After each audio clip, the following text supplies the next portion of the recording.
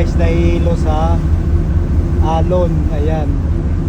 So yung bago kong estudyante, tinuturuan kong magpalipad dito sa laot. Pero ganito ang kanyang sitwasyon ngayon. Naka-recover ito last time, pero ganito pa rin ngayon, oh. Lumakas lang ng konti, nahihilo, nasusuka na. Patay tayo dyan, guys. Ano, si mangisda ka pa, ha? Sige. Boy Hilo in the making. Nandun siya, oh. Yung isa kumakain ng mangga, isa pa rin itong Boy Hilo, eh.